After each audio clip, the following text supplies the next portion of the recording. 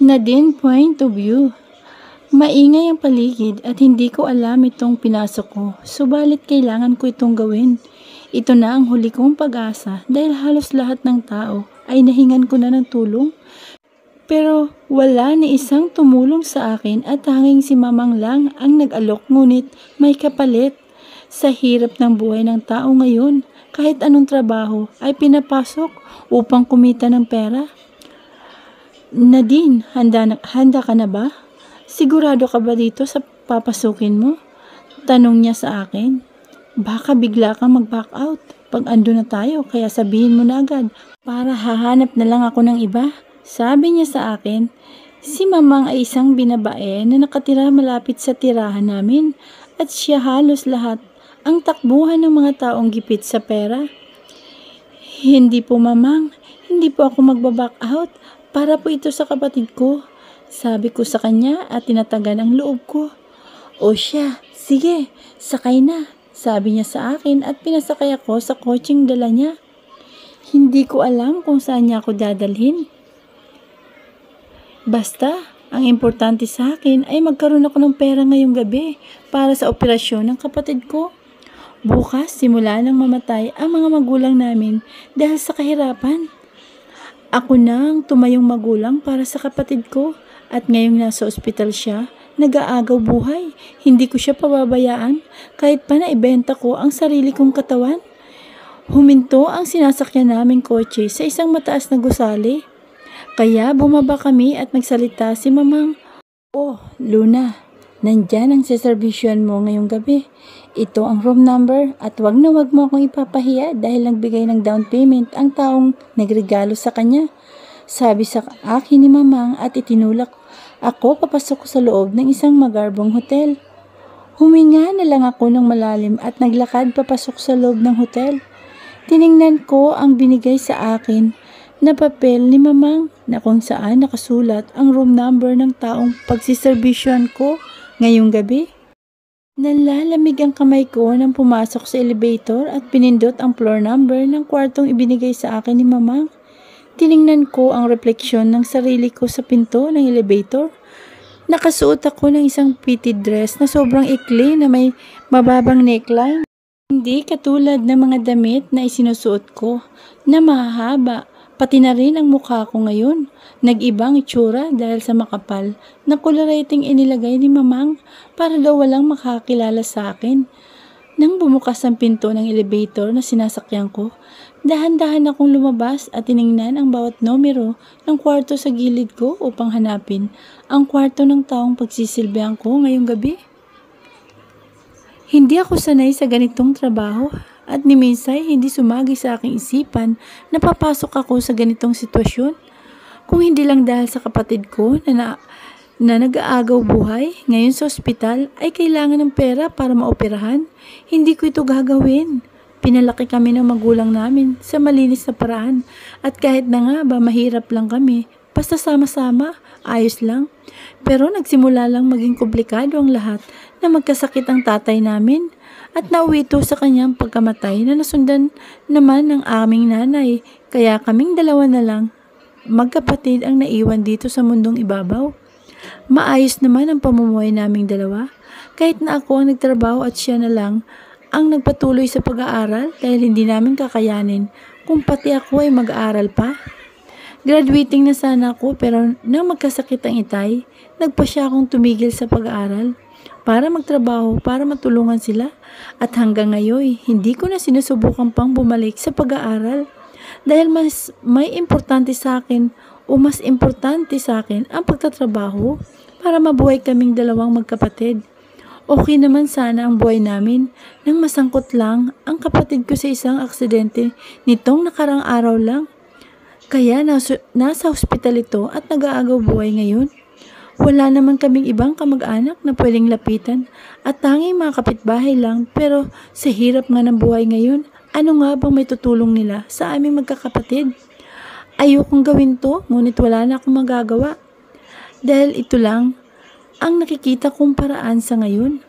Nang makita ko na ang number ng kwartong nasa papel na binigay sa akin ni Mamang, huminga ako ng malalim saka kumatok. "Ano mo to, Nadine?" Sabi ko sa aking sarili, para to sa kapatid ko. Nang walang sumagot at nagbukas ng pinto, kumatok ulit ako sa ikalawang pagkakataon. Kailangan ko itong gawin at wala na tong atrasan. Ipinapanalangin ko na lamang na sana walang gawing masama ang taong pagsiservisyon ko ngayong gabi. Nagulat ako nang bumukas ang pinto at iniluwan noon ang isang matangkad na lalaki na may matipunong katawan. "Come in," sabi niya, kaya pumasok ako sa loob ng kwarto. Hindi ko sukat akalain na ganito ang itsura ng siservisyon ko ngayon. Ang akala ko isang matanda at may asawa na, pero hindi pala dahil sa tansya ko. Matanda lang siya sa akin ng ilang taon at mukhang binata pa. Madilim ang buong paligid ng kwarto kaya hindi ko masyadong maaninag ang mukha ng lalaki. Pero isa lang ang malinaw sa akin, ang maganda niyang kulay abong mata. Sinundan ko lang siya hanggang sa naupo siya sa kama at tumingin sa akin, kaya nag-iwas ito ng tingin. "Don't be shy," sabi niya at hinila ako para umupo sa tabi niya. Sa totoo lang, sobrang lakas na ng kabog ng dibdib ko dahil hindi ko alam kung ano tong pinasok ko at sana matapos na agad ito. Hindi ako sanay sa ganitong bagay, pero para sa kapatid ko, lulunukin ko lahat ng hiya ko. Unti-unti siyang lumapit sa akin at hinawakan ang mukha ko para iharap sa kanya. Sobrang lapit na mukha naming dalawa at naamoy ko ang mabango niyang hininga. Pinagmasdan ko ang gwapo niyang mukha at ang maganda niyang mga mata. Hindi ko alam kung bakit pinili niya na kumuha ng isang babaeng katulad ko. Kung iisipin kasi, ay madaming lalapit sa kanyang babae, sa gwapo at sa tikas ba naman niya? Magtititigan na lang ba tayo? Tanong niya sa akin, kaya lumayo ako sa kanya at umiwas ng tingin. Agad naman niyang hinawakan ang bewang ko na nagbigay ng kilabot sa buong katawan ko. Ngayon lang may nakahawak sa akin na ganito. "You're shy. I thought that you are good with this kind of stuff." Bulong niya sa tenga ko at bahagya niyang kinagat yon, kaya napatras ako. Pero agad niya akong hinapit ulit dahil hawak niya ako sa bewang. "Don't go anywhere dahil sa pagkakalam ko, akin ka ngayon."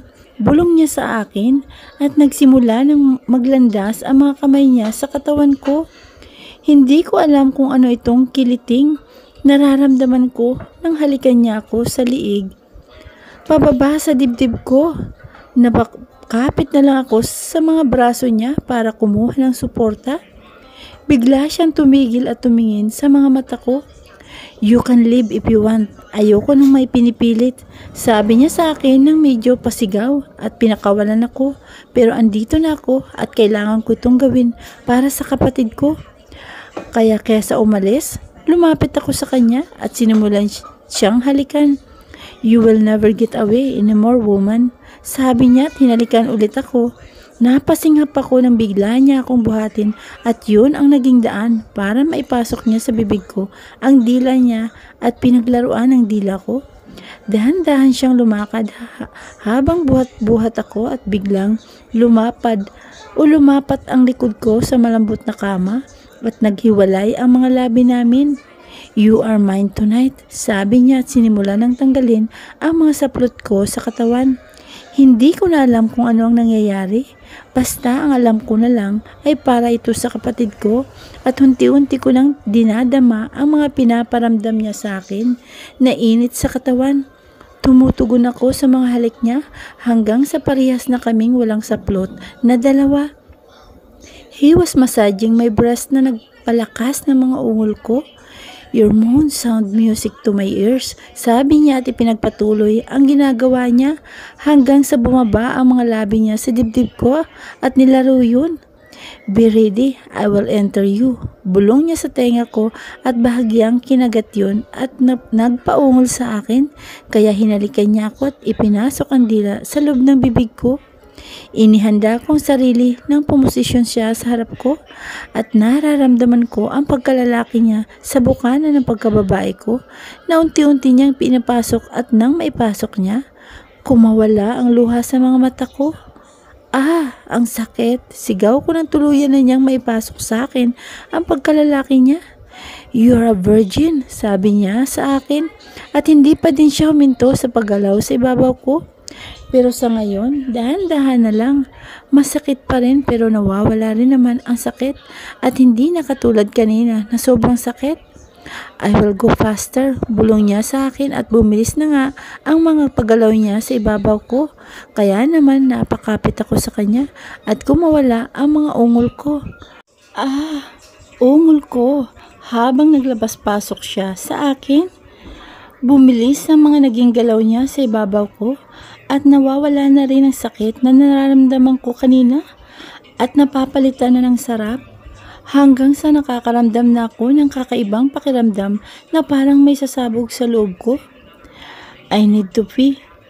"So stop," sabi ko sa kanya pero hindi niya ako pinansin at bumilis pa ang galaw niya sa ibabaw ko at sabay kaming nilabasan ng dalawa. Hinahabol ko ang hininga ko at ganun din siya. "Thank you for the wonderful night," bulong niya sa tenga ko at unti-unti na akong dinalaw ng antok at ang tanging naalala ko na lang ay ang kulay abo niyang mga mata bago ako mawala ng malay. Marcos' point of view. Masama ang loob ko. Nilisan ng simbahan kung saan ikinakasal ang babaeng mahal ko.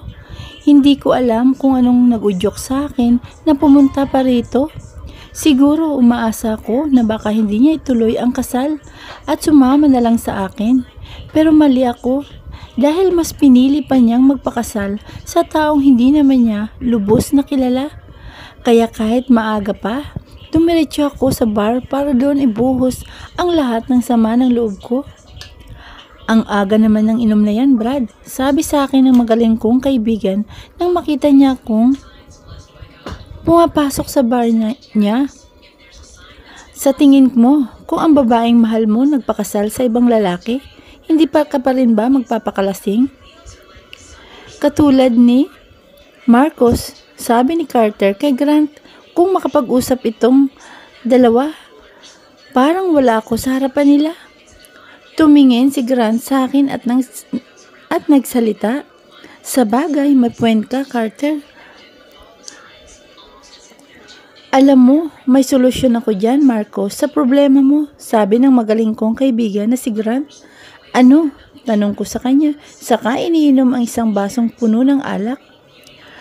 "Babae," natatawang sabi niya, kaya napailing ako. "Gago ka, Grant, babae na nga ang problema, bibigyan mo pa ng panibagong problema," Carter said to Grant, kaya napailing na lang ako.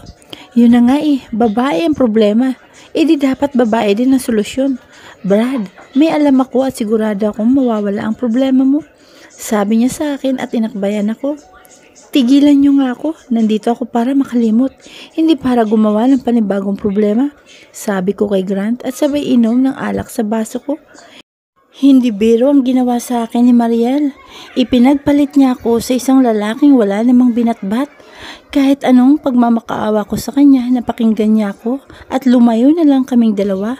Wala siyang ginawa. I could give her everything. Pero mas pinili pa niya ang lalaki na yun kesa sa akin. Kaya ayokong magmahal sabi ni Grant saka umiling na tumingin sa akin. "Kasi nga mahilig ka sa babae, gago. Magkasakit ka sana," sabi ni Carter kay Grant. Tiningnan ng masama ni Grant si Carter dahil sa sinabi niya na yun. "Gago ka din, tingnan mo nga yan, si Marcos. Halos mabaliw na dahil sa pag-ibig," sabi ni Grant kay Carter, kaya nilingon ko silang dalawa at tiningnan ng masama. "Kung pag-uusapan niyo lang ako na parang wala ako dito, lumayas na lang kayo sa harapan ko," sabi ko sa kanilang dalawa at ipinagpatuloy ang pag-inom ko. "Brad, pinapalayas ka sa sarili mong bar," sabi ni Grant kay Carter, kaya mas lalo akong napailing sa kanilang dalawa.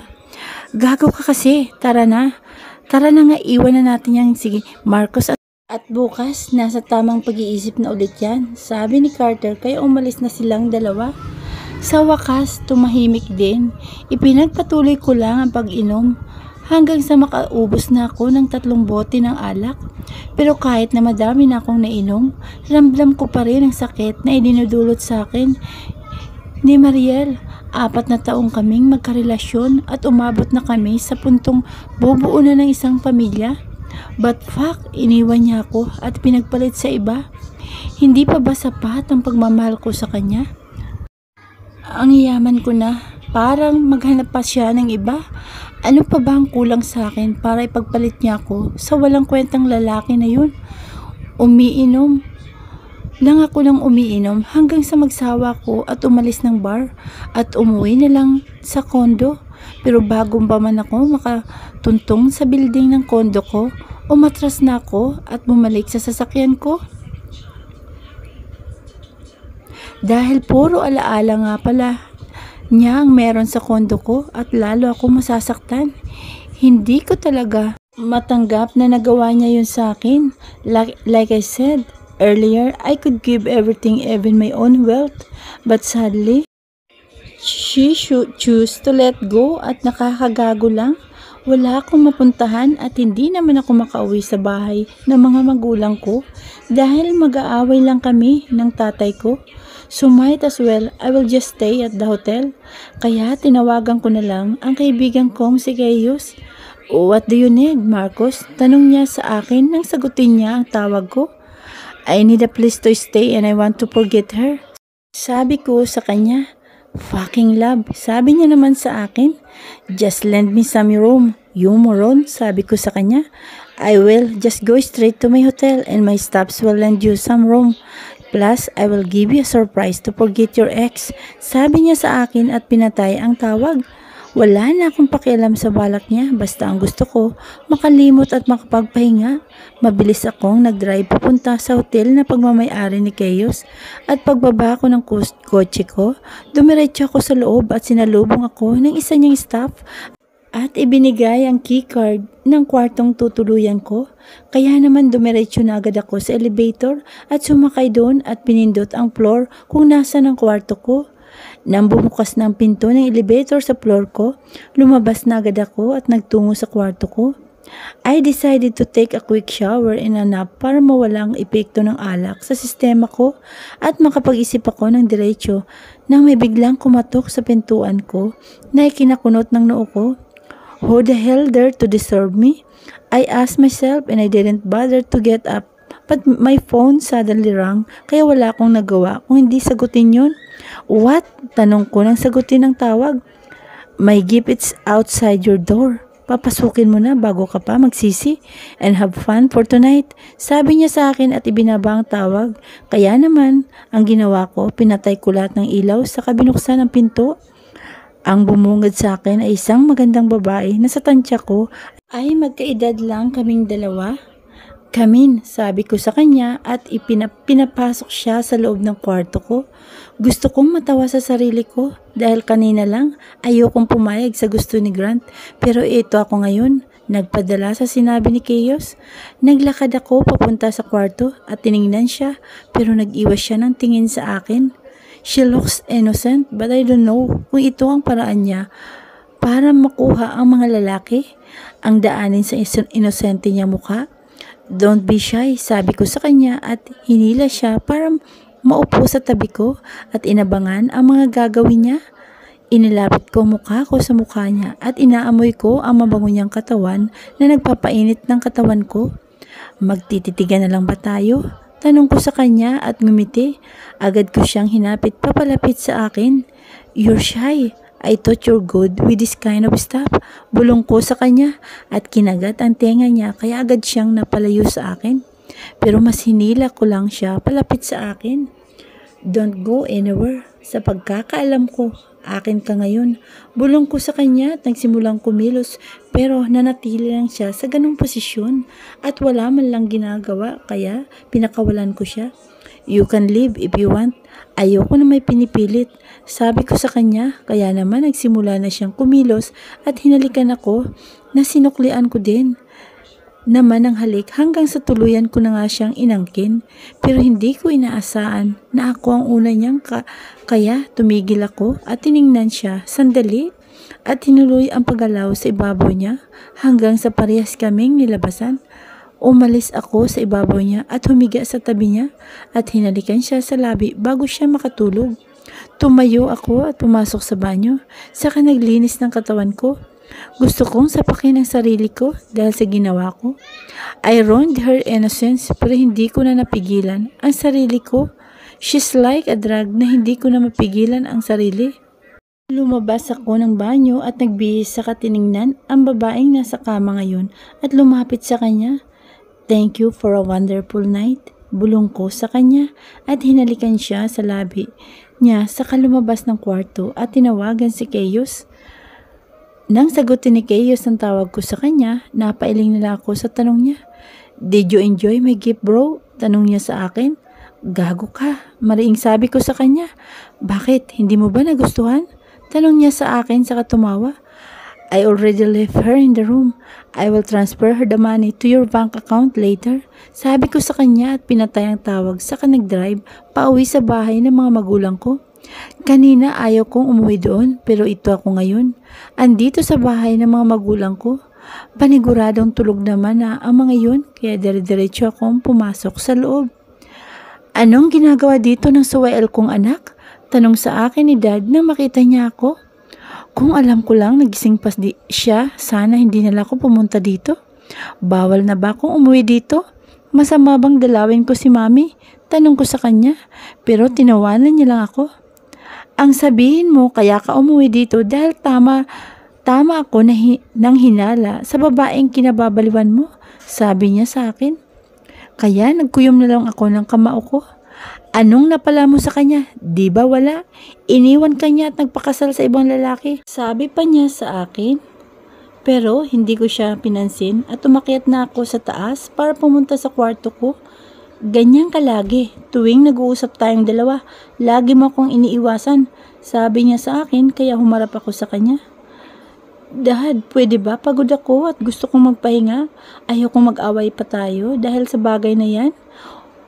Oo, tama ka na Dad. Iniwan na nga niya ako at pwede ba kung mag-aaway tayo, bukas na lang. Huwag ngayon. Sabi ko sa kanya at umakyat sa taas at pumasok sa kwarto ko. Simula nang maging kami ni Mariel, nagkaroon na kami ng hidwaan ng ama ko. Kaya naman malayo ang loob namin sa isa't isa. Tuwing may gagawin akong desisyon, gusto niya siya lagi ang masusunod. Lalo na nung sinabi ko sa kanila na kami na ni Mariel at isang suntok lang ang binigay niya sa akin noon. Ayaw niya kay Mariel para sa akin dahil ayaw niya sa pamilya nito. Pero wala siyang magagawa dahil mahal ko si Mariel at wala akong pakialam sa gusto niya dahil buhay ko ito at ako ang masusunod. Itakwil man niya ako, may sarili naman akong kumpanya. Ako lang ang nag-iisang anak nila kaya wala silang magagawa kung hindi ang tanggapin ulit ako. Nadine point of view. Nagising ako na nasa hindi pamilyar na kwarto kaya naman agad akong napabangon at doon ko naramdaman ang sakit sa ibabang bahagi ko. Inilibot ko ang paningin ko at umasa akong makikita ko na ang mukha ng taong kasama ko kagabi pero nabigo ako dahil hindi ko siya nakita. Tanging ako na lang ang naiwan dito. Kaya naman kahit hirap akong tumayo, bumangon ako at sinuot ko ang mga damit ko. Saka mabilis na lumabas ng hotel room na yun at umuwi sa bahay namin. Habang pauwi ako, nakatanggap ako ng mensahe galing kay Mamang na nasa kanya na daw ang buong bayad ng serbisyo ko kagabi. Kaya naman, siya muna ang unang pinuntahan ko para makuha ang pera na kailangan ko para sa operasyon ng kapatid ko. Mamang, tawag ko sa kanya at nilapitan siya nang makita ko siya. Nadine, buti naman maayos ang lagay mo. Hindi ako matahimik dahil nag-aalala ko sa iyo kagabi. Kasi kahit naman pumayag ka sa offer ko sa iyo, alam ko naman na hindi mo talaga gusto yon at no choice ka lang, sabi niya sa akin at tiningnan akong mabuti. Okay lang po ako, Mamang, sabi ko sa kanya at pilit nang umingiti. Napabunting hininga siya at tiningnan ako. Oh, o siya, itong kinita mo kagabi. Sana maging okay na ang kapatid mo. Sabi niya sa akin at tinapik ako sa balikat saka inabot sa akin ang isang makapal na sobre. Maraming salamat po, Mama, dahil tinulungan niyo po ako. Sabi ko at itinago sa dala kong bag ang perang binigay niya sa akin. Wala kang dapat ikahingi ng thank you sa akin dahil ikaw naman ang nagtrabaho para makuha mo yung pera na yan. Hindi ko na yan binawasan kahit na dapat may komisyon ako dahil alam ko naman na kailangan mo. Talaga yan, saka hindi ka naman lalapit sa akin kung hindi ka gipit na gipit. Sabi niya, kaya naman niyakap ko siya. Salamat rin po, sabi ko. Sige na, umuwi ka na para makapagpalit ka na ng damit at mapuntahan mo na ang kapatid mo. Kaya humiwalay ako ng yakap sa kanya at umalis na.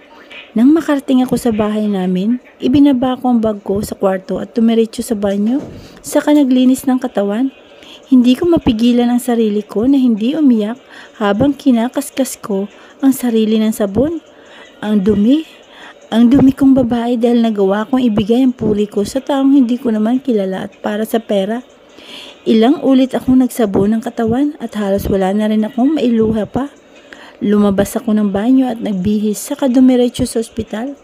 Kung nasaan ang kapatid ko, hindi ko na ininda ang sakit ng katawan ko at ang pagod dahil ang importante sa akin ay ang makitang maayos na ang kapatid ko. Ang tanging nagbabantay sa kanya ngayon ay ang kaibigan kong si Leia. Kaya nang makarating ako sa ospital, agad akong pumunta sa kwarto ng kapatid ko. Nadine, buti naman dumating ka na, sabi sa akin ni Leia nang makalapit ako sa kanya. Ano nang lagay ng kapatid mo?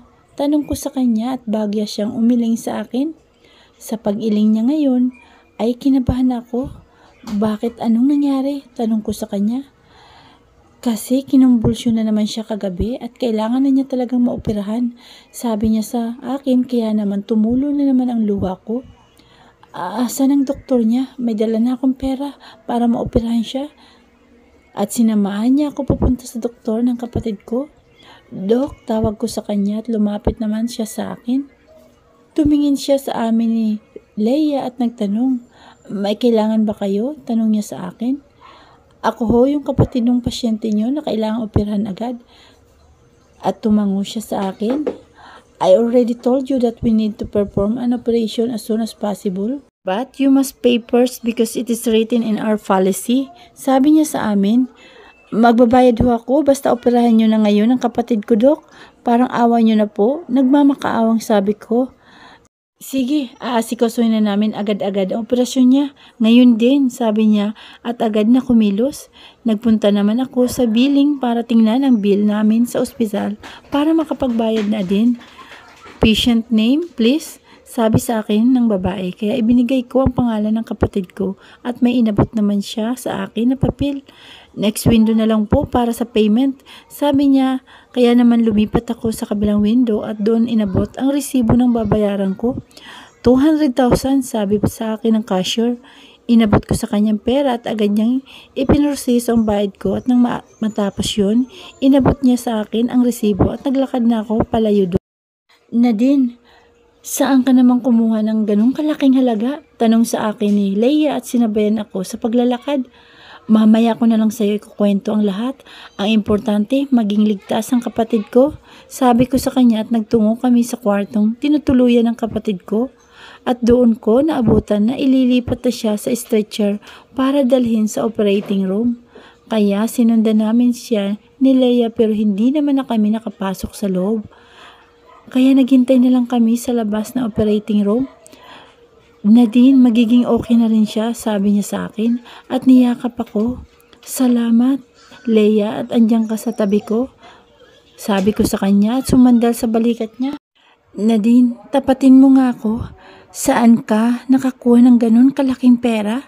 Tanong niya sa akin. Napayuko na lang ako at tumulo na naman ang luha ko tuwing maalala ko ang nangyari sa akin. Uy, Nadine, bakit ka umiiyak? Anong nangyari? Tanong niya ulit sa akin.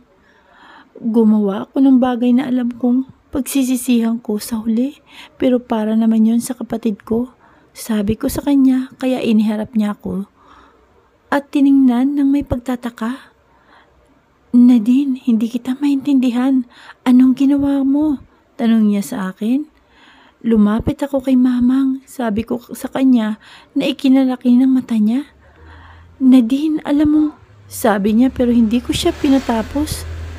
Alam ko, Leia, pero wala na akong magawa. Kung hindi, lumapit kay mamang. Gagawin ko ang lahat para lang mailigtas ang kapatid ko. Hinawakan niya ako sa mga kamay ko at nagsalita. Pasensya na, wala man lang akong naitulong sa'yo, sabi niya, kaya umiling ako sa kanya. Wala kang dapat ikahingi ng pasensya. Alam ko naman ang sitwasyon mo, Leia. Saka hindi naman madaling maghanap ng ganong kalaking halaga. At pinunasan ko ang luha ko. Lahat ng hirap, dadanasin ko para lang mailigtas ang kapatid ko.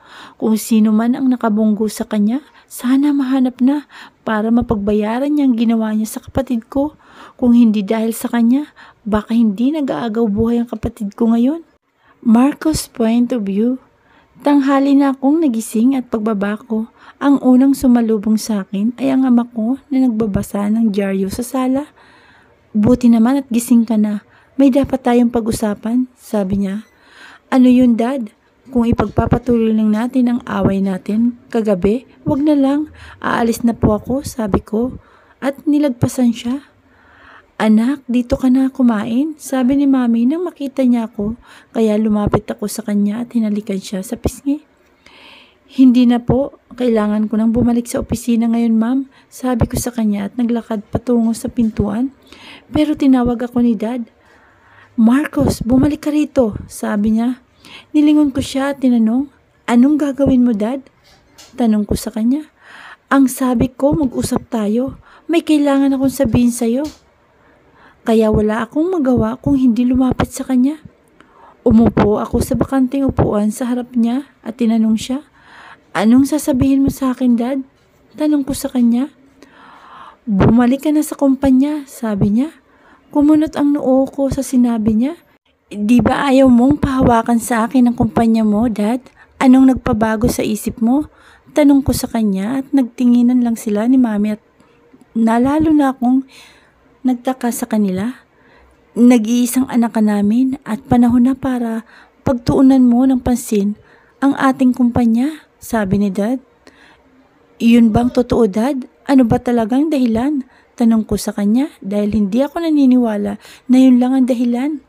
All of a sudden, sasabihin niya na bumalik na ako sa kumpanya namin pagkatapos niya akong palayasin dahil hindi ako sumusunod sa kanya at ngayon, out of the blue, pababalikan niya ako. Panahon na para tumigil ako sa pamamalakad ng kumpanya, Marcos, dahil hindi na ako bumabata at dapat ikaw ang magpatuloy nun. Sabi niya sa akin at tinapik-tapik ang balikat ko.